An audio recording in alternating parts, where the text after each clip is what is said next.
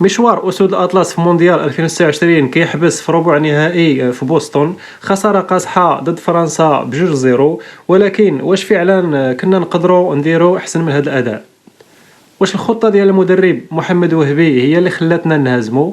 نهضروا شوية على الماتش ونشوفوا الصحافة العالمية اشنو كتقول في هذا الموضوع. بزاف د المحللين في وسائل الإعلام العالمية اتفقت على حاجة واحدة: وهبي دخل بواحد الحذر مفرط، وكاين اللي شافوا مبالغ فيه بزاف، الشيء اللي قتل الهجوم ديالنا. ابراهيم دياز وشمس الدين طالبي ما قدروش يقدموا الإضافة في الهجوم وكانوا معزولين تماما، بحال الا صيفطناهم للحرب بلا سلاح. والوسط فرنسا بقيادة رابيو كانوا مسيطرين على اللعب.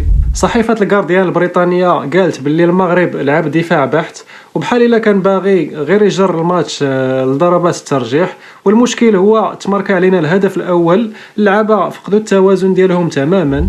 وكالة رويترز وقالت باللي غابت علينا الخطورة الحقيقية، والمنتخب مهدد مرمى فرنسا حتى لاخر دقائق. وزيد عليها الغياب ديال اسماعيل السيباري اللي خلى بلاصتو كبيره في التنشيط الهجومي. اما اسوشيتد بريس ففكرتنا في ديك الغصه د مونديال 2022 وقالت باللي السيناريو تكرر بنفس النتيجه، حيث ما زعمناش وما كانش عندنا الجرأة الكافيه. وحتى الطاليان في لاغازيتا ديالو سبورت والهولنديين في النص اعترفوا باللي فرنسا هذا العام فرقه فوق العاده، وكتعرف كيفاش تقتلك في المرتدات ملي كتخرج من الكاري ديالك. ولكن واخا هادشي كامل، كاين واحد الراجل اللي راسو ديما مرفوع: ياسين بونو. العالم كله كيهضر عليه وعلى الماتش الكبير اللي دار. بونو وقف وقفه الرجال وصد بيلانتي ديال مبابي، وبلا به كانت تقدر تكون النتيجه كبيره بزاف. المهم هذا الاقصاء راه ما كينقص والو من القيمه ديال هذا الجيل، والمغرب دابا ولا من كبار العالم. هذه حقيقه تفرضات، وحتى محمد وهبي براسو اعترف بالافضليه فرنسا وقال باللي هذا الماتش واخا قاصح راه درس كبير.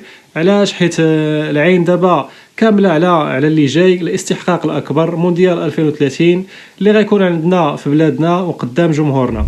قولوا لي في التعاليق واش كيبان لكم باللي وهبي هو السبب الخساره، ولا فرنسا كانت ببساطه اقوى منا؟